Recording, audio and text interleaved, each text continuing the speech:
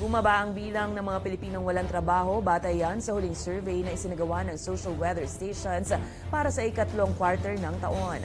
Batay sa datos, bumaba sa 7.9% o 16.9%. Rather, bumaba ng 7.9 million o 16.9% ang mga walang trabaho ngayong ikatlong quarter. Mula po yan sa 22.8% o mahigit 10 million noong Hunyo.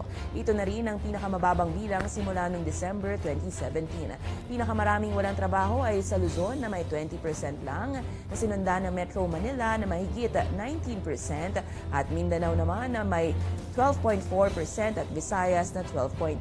Sinabi naman ng SWS na may pagkakaiba ang kanilang datos mula sa inilabas na unemployment rate ng Philippine Statistics Authority dahil yan sa pagkakaiba ng definisyon ng pagtatanong nito sa mga Pilipino. Matatandaang sa inilabas na datos ng PSA, nasa 4.2% ang unemployment rate noong Oktubre.